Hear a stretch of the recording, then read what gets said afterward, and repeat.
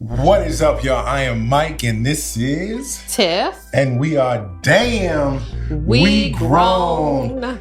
Back in the house again. Just chilling, man. Coming to you on this Damn We Grown Wednesday, slapping some soul to you. And we got another guest, man. Another guest in the house. Yes. To give us some wisdom about AI and everything business, man. Got my man Pro in the house. Pro, what's happening, brother? What's going on, y'all? What's going on? Thanks for having me. Hey, thank you for coming, man. Yeah. You know what I'm saying? We are actually in his spot today. His studio. So, shout out to the brother. You know what I'm saying? Thank you. You know, Tiff, tell everybody where they can find us at. Wherever you're listening to us right now. Boom. Plus, you can find us over on YouTube, TikTok, Spotify, Apple Podcasts, wherever there are podcasts, you can find us. And hit us up on our email at damnwegrown@gmail.com. Damn, D-A-M-N. Yep. Y'all know what it is. And also at Damn We Grown on all the socials. Yep. And what about you, Pro? Where can they find you at, brother? You can find me at biggervisionagency.com. All right. Yeah. Live on my website. Big boy in the house. You feel me? Man. So what is up? What are we getting into today? What's cracking, Tiff? Let the folks know what you're feeling like. How was the weekend? How's everything moving? How was the weekend? The weekend was cool. It was real cool. What made it real cool? I got to spend time with you, baby. Oh, man. How about you, Pro? How's everything flowing, man? Man, everything's flowing pretty good, man. I had a good weekend. Just like chill, relaxed, did a little bit of moving. So, Okay. Man, I hate moving, man, but all right. Good for you. I had a little help, so I didn't make it so bad, and I didn't have to move too far. Right. Oh, good. Yeah, just across the street. Oh, man. That don't even count. What you talking about? Was walking back. You got your steps in. Walking back and forth. Yeah. So, man, I was gonna get into some different shows and stuff, but my man Pro, you know what I'm saying? He one of them brothers that's on the grind. He don't got time for TV. What's TV? What is that? What's TV? What is that? But I know you're usually on the YouTubes and as the old folks say, the YouTubes and What's some of your spots that you like to? Man, so for me, like my YouTube algorithm, I either got it's a mix of like hip hop, politics, and digital marketing world, So so I'm just in everybody's world, just trying to peep what's going on. What you talking about? What you talking about? Can I apply it? Is it crazy? Should I leave it alone? What's going on? I just really try to stay up on like business world a little bit, and then just like sharpen my awareness. And like with so many people putting out content today, it's just YouTube is TV. Sure. And then I'm always working on something, so it's easy for me to catch something. You know what I mean? But I do break time to time and turn on a show or something. I might watch Netflix, but I can't tell you the name of the movie. I just be like, oh, this was good. That's what's up. Well, when you do watch movies, what genre do you gravitate towards? Man,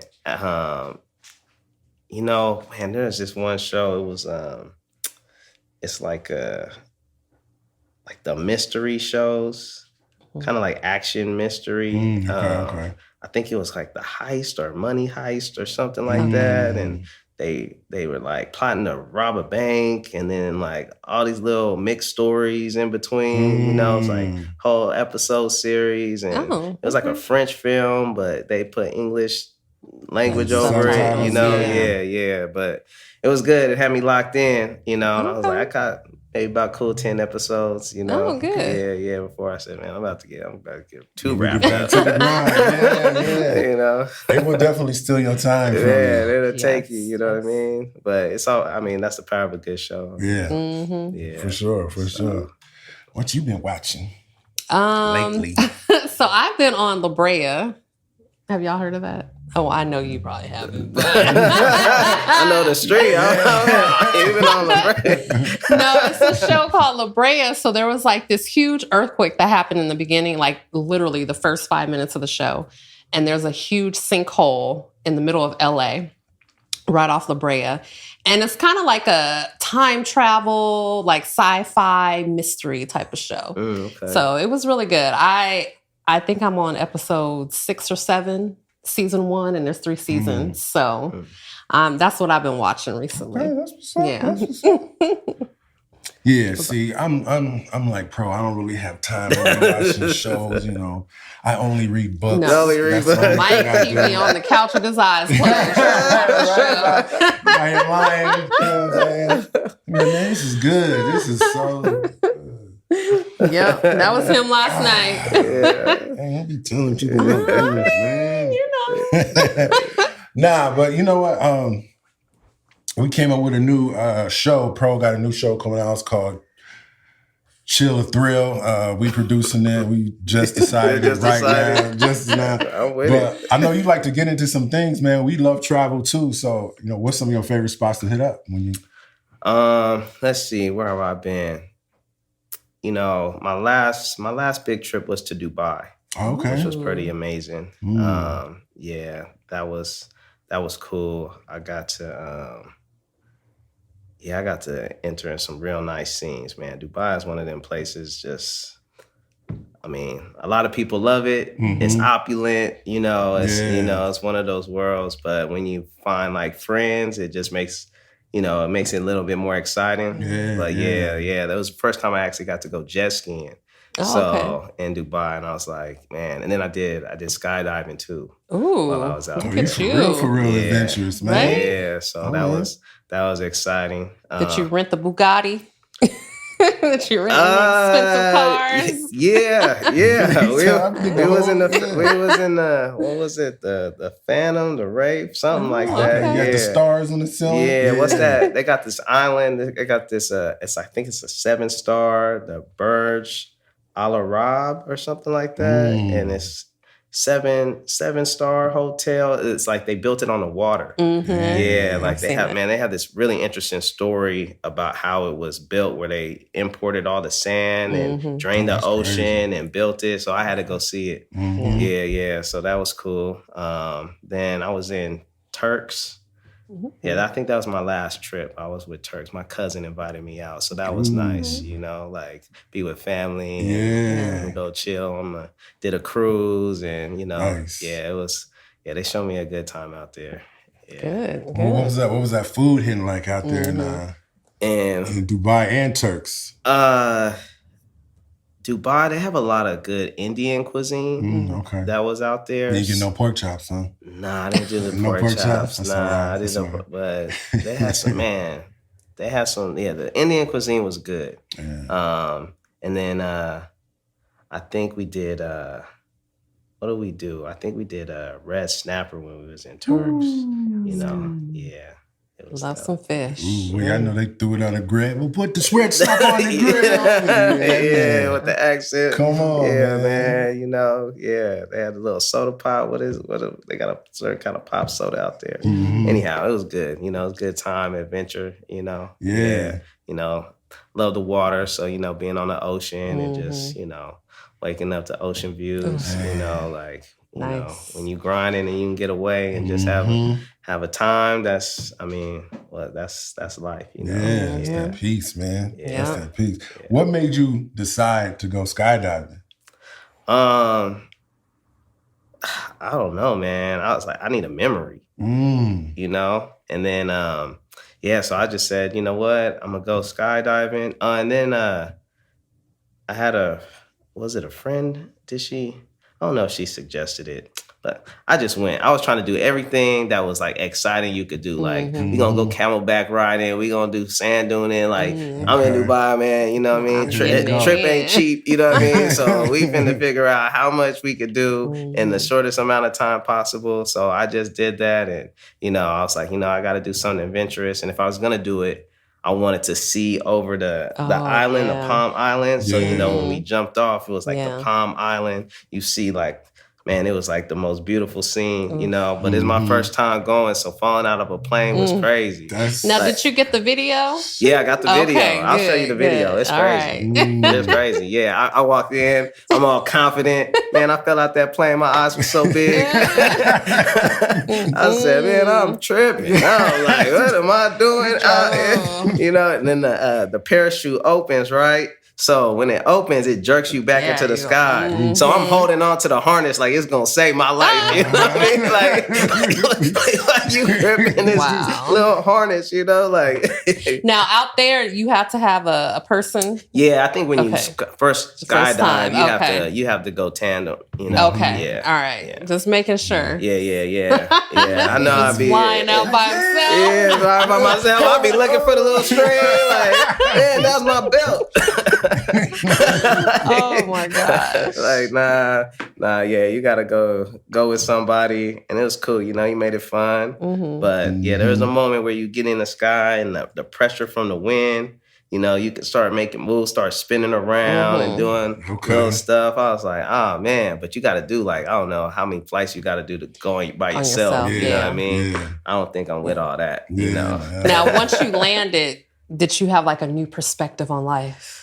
Like, whew, I just got over death. Yeah, I think, you know, just appreciation, you know, just appreciation. You know, one, I made it. Yeah, exactly. You know what I mean? But two, you know, it's like, it's the vantage point of being so high, you know? And then, you know, I guess it's like facing fears. Yeah. You know, like overcoming something and just kind of like, you know, like nobody just wants to fall, you know what I'm saying? Like it's a conscious thought, you know, no matter how many times you do it, but it's something that was exhilarating. It was fun, you know, for sure. All right. Yeah. So yeah, that's brother didn't die in Dubai. Didn't die in Dubai, man. I need to make the movie. Didn't die in Dubai. Man. I know you used to talk about going skydiving. Used to. You gotta do it. No. I wanted to do that, and I love like roller coasters and all that stuff. But once I was pregnant with this little girl, I always joked that she sucked all my fearlessness out of me. Because I'm like, I can't stomach doing those type of things anymore. The most you're going to get out of me is parasailing. Parasailing? Maybe hang gliding, but I'm a little overweight to hang glide. You got to be a certain weight to hang glide with the person attached to you. So that's how they did me when I was thinking about skydiving. They were like, we don't got nobody we can send you a sandwich. You gotta be 240 pounds, sir. So I gotta go back to high school. All right, that's what's up. Yep. You gotta hold me to skydive. That's all. Yeah, take it as that. Yeah, my blood pressure cool though. How about that? Cholesterol on point. How about that? All right, grown man. Hey, that's my grown moments, man. Speaking of grown moments. Yeah. We had a grown moment of not being able to find our glasses, y'all. Go ahead, tell you can't find them glasses, Grandpa. Yeah. I mean, I lose glasses. I see you put them back on. I found my other pair, but I got these, I was, when you grown, I guess you got to wear glasses, sometimes. I mean, not all of us. Not all of us. Hey, some of us are fortunate for now. That part, right? Yeah, we were talking about having different pairs of reading glasses all over the house and yeah. Man. Yeah, that's crazy. So that's so crazy. No, we can't see, babe. We cannot see clearly, okay? We can see, but we can't see clearly. All right? Gosh. That's all right. Anyway. Don't make no mistakes on me. But, You see that gray? You see the gray? That's wisdom. That's wisdom.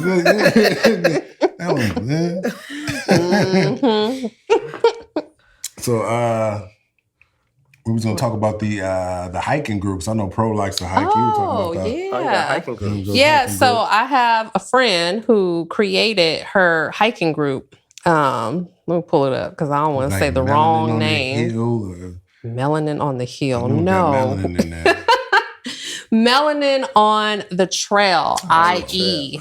Yes. So she started a hiking group for Black people in the Inland Empire. Oh, that sounds So fun. she's been going to different trails like Etowanda Falls, Rubidoux, Claremont Loop. And then, of course, she wants to expand to go further out as she gets bigger. So her group is growing. It's growing. So I'll send you her link. Send me, man. That sounds fun. Yeah. I think she just had a hike this past Saturday.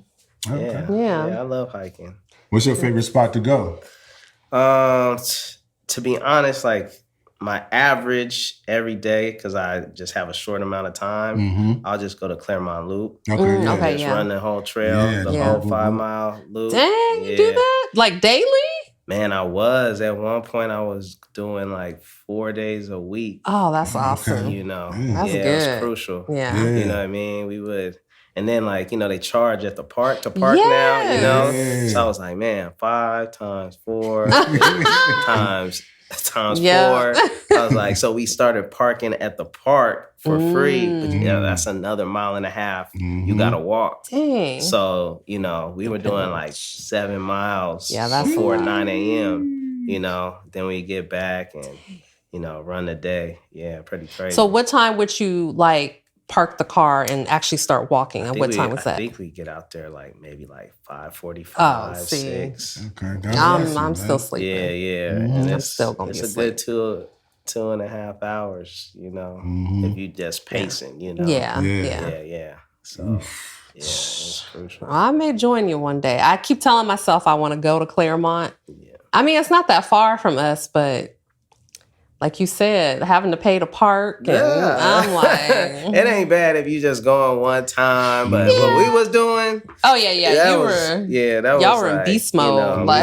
You know, I had a buddy with me, so he was like, man, we got to stay right, man. This remind me of fire camp. I was like, bro, I ain't never been to fire camp, man. You know what I mean? And... you know, that's for you. Right. And he was keep like, your heart. He was stomping. I was like, bro. That you have the big old heavy backpacks like, too. We don't gotta run this. You know what I'm saying? This is a walking trail. You know, we're gonna be all right. We got enough miles ahead. You know, but it's beautiful just to see the trees. Oh yeah. My dad, when I was young, he was a big outdoorsman, so I grew up just outdoors. Yeah. So you know, every time I can get in nature and just you know, that's what it's all about. Yeah.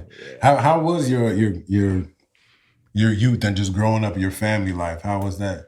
My family life was chill, a lot of church. So my mom kept me in. So I had regular school. My mom kept me in Saturday school and Sunday school. Dang. Like no break. I'm like, man. So, you know, Saturday school was like, and I forget her name, but she was African lady. So it was all about getting my Black culture. You know what I mean? Then Sunday school was all about God. You know what I mean? Yeah. And I got to go get my academics, you know? So my mom was like, she was valedictorian in high school and college. Oh, so she was all, and then my dad, he was a principal of a school. So education. And I'm like, and then I remember in high school, I had ditched the last day of school. My mom caught me at McDonald's. Took me back to school. I said, man, when I get out this, I'm done with school.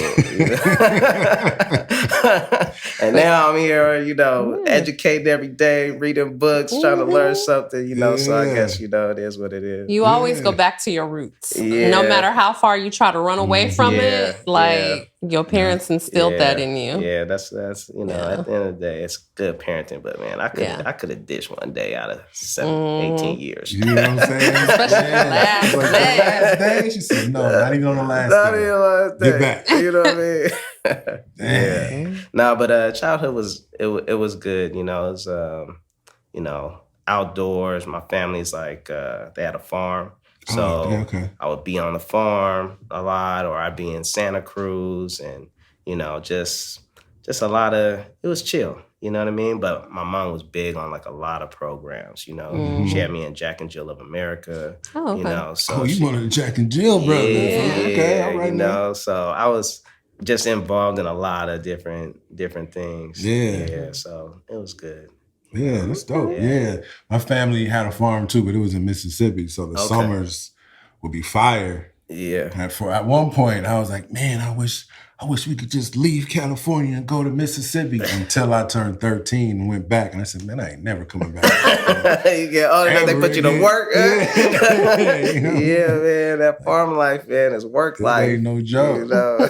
She be in the backyard pulling weeds. And I be trying to tell. She used to laugh at me because my pops, so I had me and my older brother, we was like 4 years old, and he had us in the backyard pulling weeds, and he would, I'm gonna plant some grass, so just get these weeds. And then it rained, and the weeds come back right back there again. And she pulling weeds, talking about what's your whole mantra of pulling weeds. You come in the house, your allergies is jacked up now. Your hands is all tight. My finger is all sore from plucking. Yeah, I'm cool in that farm life. Yeah. So Mike don't be back there helping me pluck the weeds, y'all, because he has trauma. And it's okay. It's okay. I'll pluck the weeds. Y'all seen the last episode, all right? I need therapy for that too. All right? Sure. My daddy had me in the backyard. Had me pulling weeds every day. Man. Hands bleeding. No kind of Harriet nowhere to save me. It's fine.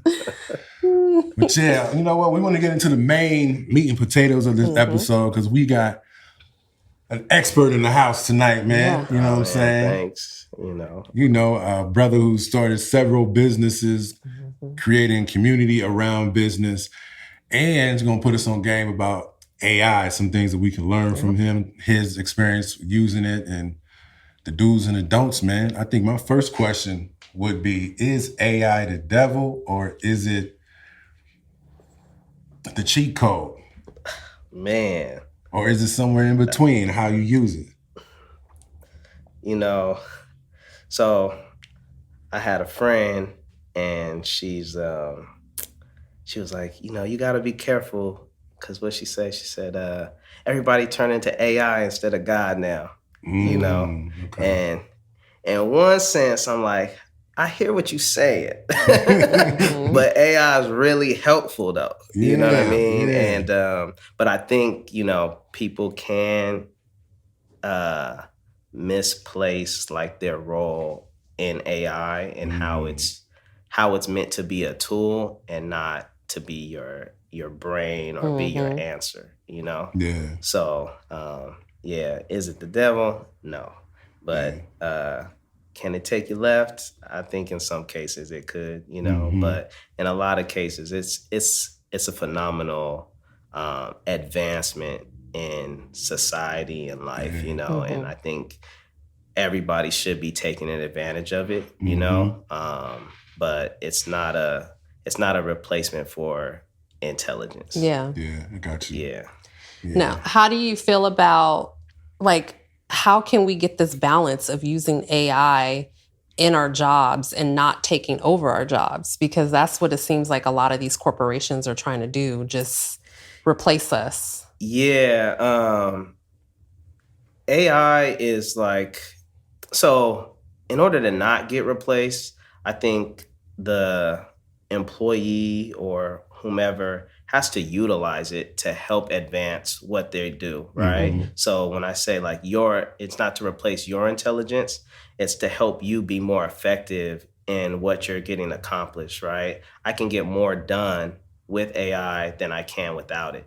So if I'm on a job, say I'm just a personal assistant and I'm leveraging it to source my emails and make sure I have responses ready and things like that, that helps me be more effective in my job, right? Yeah. And now, can I program it to auto reply and do this stuff? Yeah, you can, but as an employee, maybe that helps you maximize so you can focus on something that brings more value to your role, or you can focus on other things that you're trying to move across the goal, So in that sense. Yeah, so it's kind of like you got to be able to use it, learn it, know it, so that it can make you more valuable to whatever, company that you begin to work for, or using in your own company yourself. Yeah, but it is taking jobs. There's no way around it.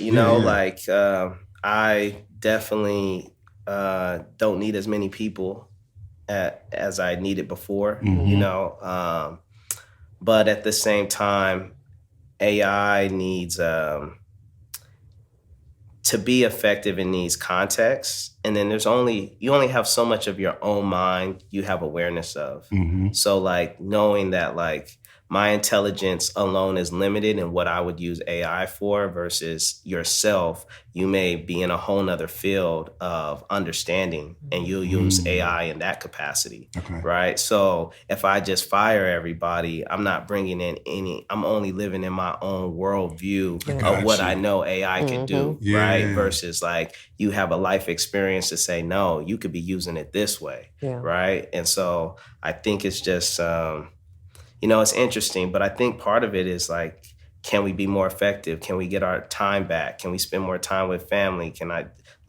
It's getting to that space, but I still think AI is still very young. I think as much as I feel like, because I'm in this space, I feel like people are, they're adopting it a lot, but at the same time, I think a lot of people aren't adopting it, whether it's access, capital, and actually time, because people are actually working in real life, this computer stuff is, it's phenomenal, but it's not life. It's not our world. You know what I mean? There's real jobs, but the intelligence that it can bring is pretty phenomenal. Yeah, I think it's amazing. And I think because I'll talk to people who are very much anti-AI at sometimes, and I guess I'm trying to explain to them the way they see it is, oh, it's crap, it doesn't do anything, it's failing, it's not really working the way people think it is. And I'm like,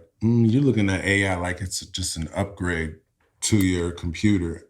And I'm like, AI is the internet, like it's the next step, like what the internet was for us in the 90s. I think that's what AI is now. And without the internet, there's no Netflix, there's no emails, there's no Uber Eats and, all these different things that we move and shake. There's no telehealth and there's none of these things without the internet. So I feel like AI is about to take us to... It's about to advance our world in a way that I don't think we're prepared for per se, or really understand. But I think when people have that kind of conversation, they don't necessarily understand, prompt engineering. And a new term I've learned recently is context engineering. Okay, break that down. So a prompt is saying you're my AI assistant. I want you to look at my email and tell me who I should reply to, right? Context is more like, this is how I communicate. These are the things that I'm managing within my business, A, B, C, and D. And then you're saying when you reply to an email, pull from this information source, and I want you to communicate like this and have a more natural, professional tone. Like you're giving it context so it understands exactly what it needs to do, right? So if you don't give it enough context, it's not going to produce a great outcome. So when you don't get that good outcome, now you're thinking to yourself man, I could have wrote this, you know what I mean? It's whack, but you didn't take enough time to give it enough context that it could reason, have this kind of font. I want you to, that takes a lot of thinking and application, but it also takes a lot of time to work with the AI so it can get to know your style. And I think what I'm realizing as I use AI more frequently, the sooner you start talking to your AI and allowing it to absorb that context, the more it will have to pull from as you get more deep into whatever acumen or decisions that you want it to handle, but the less you talk into it, the less information it can pull from, which is kind of like, talking to a robot all day ain't the greatest thing, but it's just the reality of it. Can you supply enough information to it, right? So if I don't use it, my mind doesn't expand into how to use it more effectively. Yeah, exactly. Right. So, no, go ahead, man. I was going to say, so basically like the gap is probably going to widen between those who are knowledgeable with AI and those who aren't. And that's probably going to be what's going to set, I think, this next generation up for success versus failure.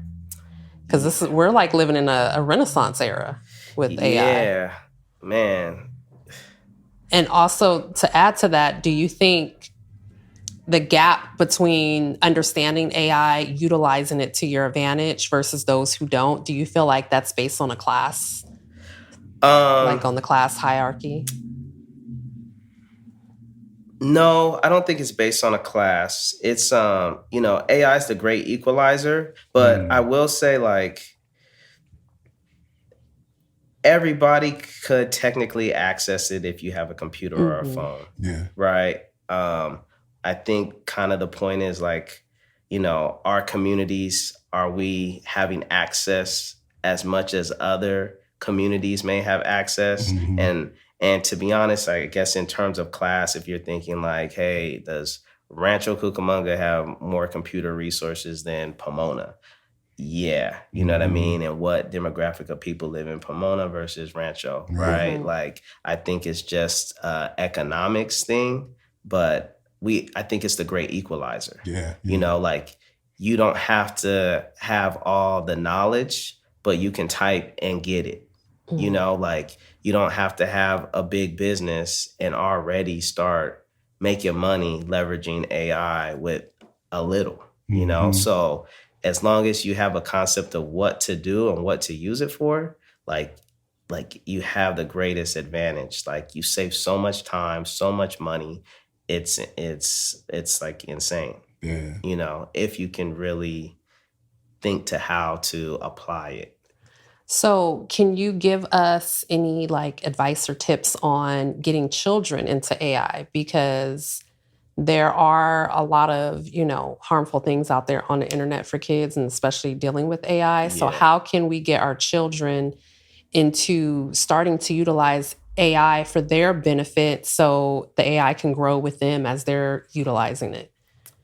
I don't know what's out there in terms of like child resources in AI. I know that a lot of parents for sure are nervous about their children using AI. And I would really say, like, have that caution, because AI kind of, it can placebo your intelligence, right? I feel like children need practical education, right? Real world experience, because like I said, it needs context. A child doesn't have enough information or knowledge or experience to apply enough context. So if you have your child write a paper using AI, what advantage of it is AI to your child? Right. Right? It's different for being grown and saying, man, I ain't got time to write this paper. Like, but you know how to do it. Like, if I needed to, I could get it done. You know what I mean? Yeah. Where a child, I think maybe in like learning, I'm sure there's some kind of games and stuff like that are out there, but I think definitely have caution, because I know like some people are using AI as a therapist, and like, children are asking inquisitive questions, that you may, as a parent, not, they may not come to you with, and now this AI is responding like, and it hasn't reasoned who it's really talking to. Right. So like, I think AI is, like I said, it's a tool, but I think, for children, practical education, being able to research papers, and I'm talking about maybe a child that's, 10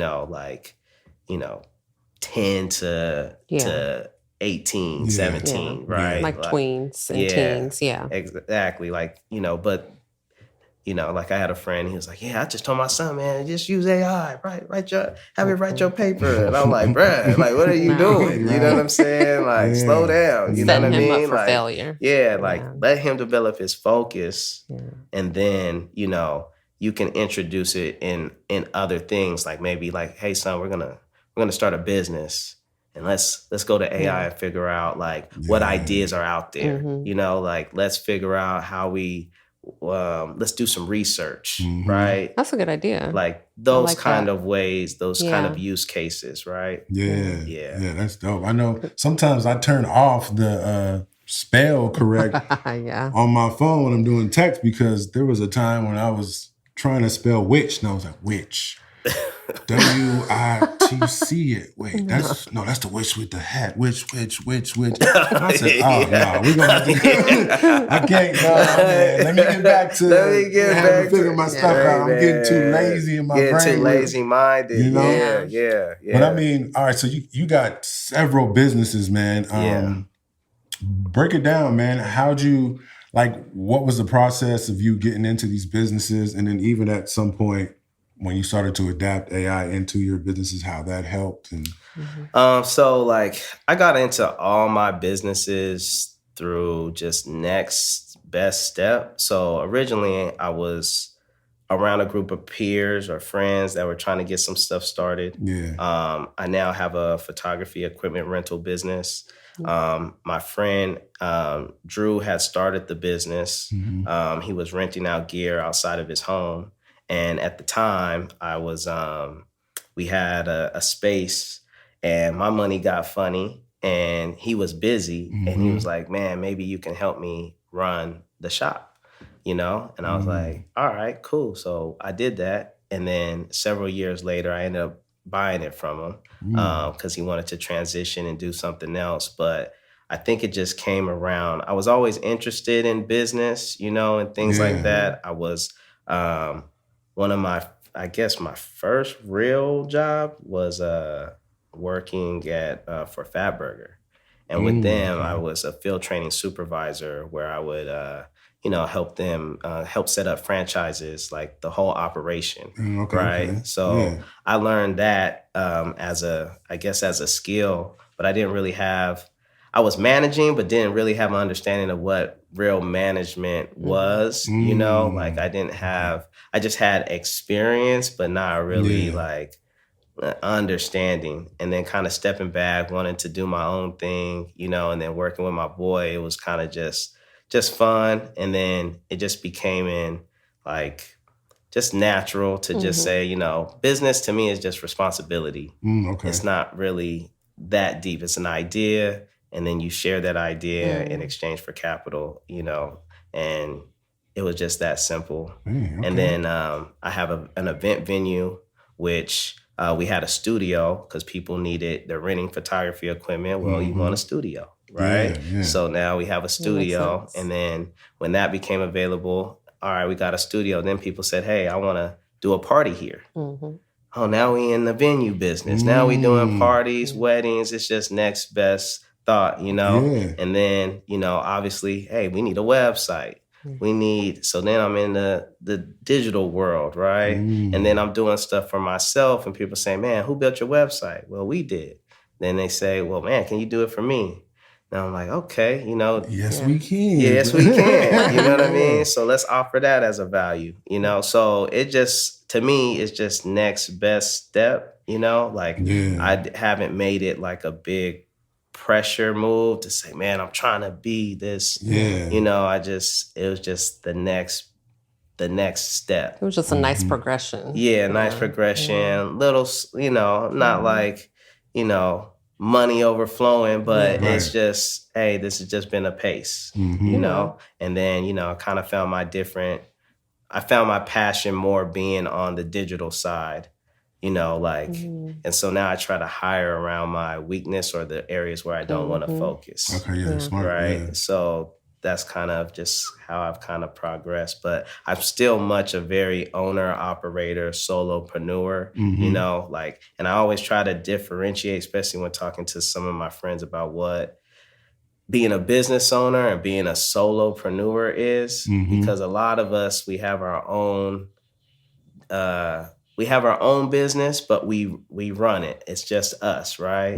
To me, it's business, but it's not fully a business because it can't live without you. Gotcha. Right? Yeah. So I always try to make that little distinction, but the idea is grow to that. you know, grow to where it can be sustainable, where you can support staff, where, you know, your business makes money whether you work or not, you know, and then I feel like you have a real tangible business, you know, at that point, you know. But yeah, that's my thoughts about it. It's kind of like being liquid in your situation where you can just kind of just flow and, okay, well, weddings. Oh, okay. Parties. Oh, okay. Photo. Oh, okay. Now we're going to do your website. Yeah. You know, nice little funnel. Yeah, it's a funnel. Yeah, it's a funnel, you know, and it's been working for me, you know, but I've been making big transitions in terms of where my focus really is in terms of digital marketing, web development. Now I'm taking the things of my own experience in business and I guess, alleviating the stresses of the responsibility. That's where AI has really came in. And I said, okay, I'm doing all this. I only got so much time in a day. I need to get to life. Hey, can I automate? All right, what else can automate? Oh, I got to learn AI. Oh, I can bring my brand up to a more professional look and I can leverage AI. I can use it for design. I can use it for emails. I can use it for a lot of different things that, you know, may cost me as a small business, you know, in terms of hiring a new staff or outsourcing, right? I can leverage that. I can use AI to leverage that, right? So that's where I really started getting into AI and said, oh, this is a big leverage tool. Let me lock in. You know. That's dope. So you were talking about being a solopreneur, and I always, what's the saying, like your network is your network. Do you find like a lot of the people that you're around and people that you know, does that help push? Basically, does that help you push to where you want to be in business, or does that help you like? Because I know you're like in the Jack and Jill, like just having those different connections and it does. Like network does help. You know, like when I went to Dubai, my last trip, it was an opportunity to get around a lot of e-commerce guys. A lot of these guys were doing multi-millions a year. I say multi-millions, some were doing hundreds of millions a year, right?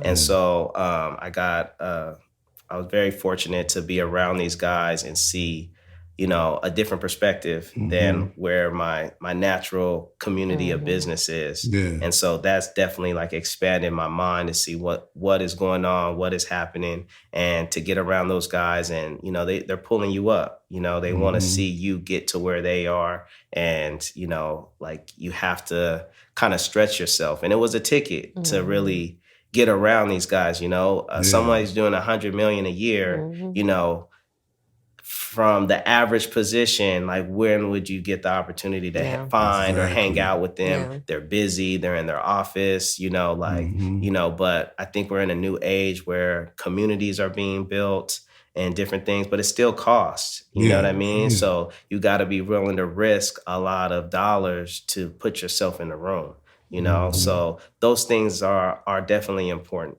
you know, but it's also, you got to be sure to run your race.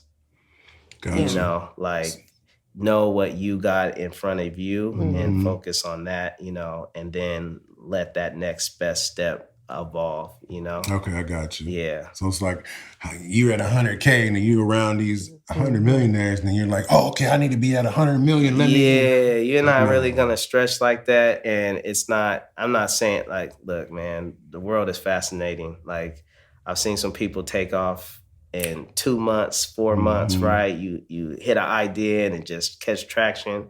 But I think on average, I think like to stay in the room, you got to elevate yourself, right? Like it's nice I can go on one trip and say, yeah, I hung around with these guys. It's another thing to say, man, I'm consistent. These are my consistent relationships where I'm hanging out and, you know, I'm on a yacht with you all day, you know, whatever, you know, like, nah, that's not really practical. You know, but you have to work your way and say, hey, get some insight, apply it, grow, get back in the room, come back, apply it, grow, get back in the room. That's kind of the framework. Boom, just keep that infinite boom, boom, boom. Yeah, that's fire. Yeah. That's fire. Now, do you have any tips as far as it comes to networking for anyone who's more of a introvert?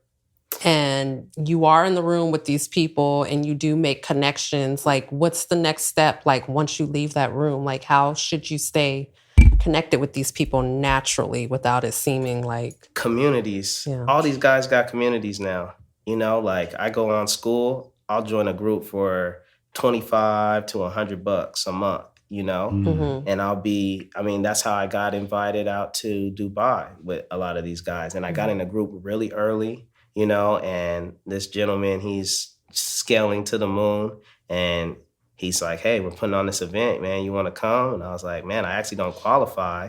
You know, he's like, man, don't worry about it. Just get out here. And I ended up getting out there. You know, it cost me to, you know, but I said, you know, when will I get the chance to be around these individuals, you know? And I said, you know, I'll do it. And I think just when you get back, like with YouTube and like we were saying, I'm on YouTube all the time. There's so many great communities that are out there where people have like everybody's giving it away. There's nothing nobody's holding back in today's age, I believe. I think the information is out there, but there's so many niches, there's so many directions, there's so many different things. You just listen, figure it out, and lock in. You know, like that's it. But that's how you get around these guys, and you know, and then you know, you got Twitter, and you know, people just reaching out, DMing. You know, if you're introverted, like the internet's really your best friend. You know, you can be a fly on the wall inside of a community just reading the information. You know, like it ain't really deeper than that, you know, like, and then, you know, but yeah, that's it. Yeah, okay. Yeah, that's fire, man. I just want to leave you with one more, because we got you here, man. You know what I'm saying? So we got to get all the info we can. Talk to me. We here. What is a prompt that can help increase? Well, just give us one of your solid go-to prompts, man. I know there's probably like a million different. Man. But just something all right, out I'll there. give you my solid go-to prompt. All right, so this is my game. Y'all listen up. All right. This is big money right here. This is my game. So I'm on YouTube. I ain't got I don't have time to watch 50 million videos that are an hour long, right? So there's a thing called transcripts that are in there. I copy the transcript, I place it in the Claude, and I say, turn it into an SOP. That's it. Now, what's the SOP? A standard operating procedure. Okay. Right? So then it takes all their information and turns it into an action list of things you could apply. Right? And I'll do that all day, every day. That's my number one prompt I use, like for anything. Oh, he's giving up some game. Hey, turn this into a SOP. Ooh, so now I like have that. a standard operating procedure of like how to apply it. And I just read it and say, okay, these are the steps. Oh, you want to learn SEO? He got a 4-hour video. Turn this into a SOP. And now I know all the steps. You know, Well, that's a good idea. Yeah, I never even thought about that. That's fire. Yeah, that's a super prompt. So they're giving the game away, so don't feel bad. You know what I mean? Yeah. You know, so they want. I mean, they're giving it so you can use it, right? Yeah. Somebody's sharing it so you can take advantage of it. So turn it into something you can consume. You know, I can't consume a 4-hour video of how to run Facebook ads. You know what I mean? But I can sure read the bullet points and get the steps, and that's what I really want. I want the action steps. You know, and then if it's good, you just watch the video. You know, yeah. But give them a like. You know, Yeah, for sure. Yeah, give them a like and share. You know, follow them. You know what I mean? Because you know they gave the information away. But that's my super sauce. Dang, that's fire right there, man. Let the people know, you know, plug your businesses, what you got going on, man. All right.